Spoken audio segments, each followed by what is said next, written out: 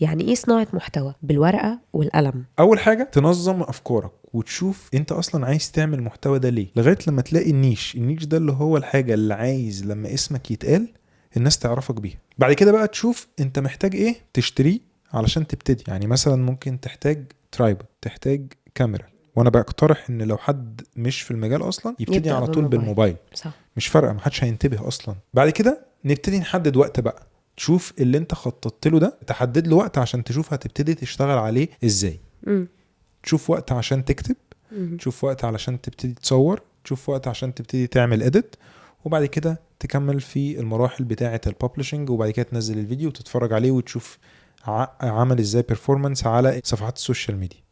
انا ممكن اضيف لك كمان انه اللي بيعمل كونتنت لازم يبقى عارف هو هيضحي بايه، او يبقى فاهم انه هيبقى فيه تضحية. والاهم انه اول ما تبدأ تيجي ارقام على المحتوى بتاعه لازم يعرف يقراها ازاي، لانه الارقام هي اللي بتدي لك خريطة تمشي عليها، تعرف ايه اللي تكمل فيه، ايه اللي توقفه، وايه اللي انت ما كنتش متوقع اصلا انه ممكن يضرب مع الناس والناس حبتك منه. فلازم الواحد يعرف يقرأ الأرقام اللي بتجيله، سواء كانت من مشاهدات أو تفاعل أو شيرز، لأنه معنى أن الناس بتشير فيديوهاتك معناها أن هي عايزة ناس أكتر تشوف الفيديو ده وتشاركه مع ناس أكتر.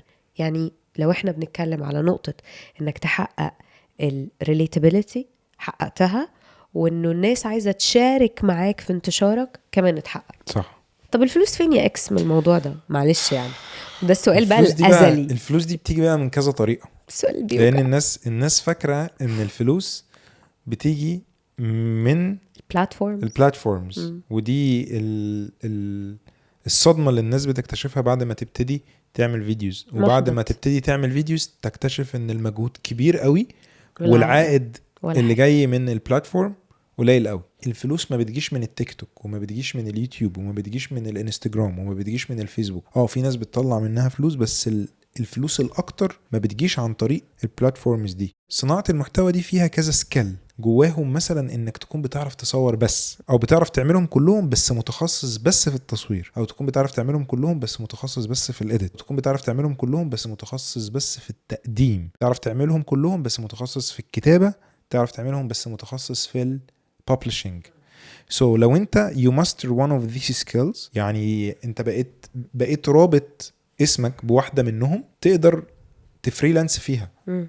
يعني تعمل الشغل فيها على جنب، او تقدر ان دي تبقى هي الحاجة اللي وانت بتعمل محتوى او بتعمل فيديوهات تصرف على الباقي، منها تقدر تصرف على الباقي، لان دي الحاجة اللي بتدخل لك ايه الفلوس الاكتر.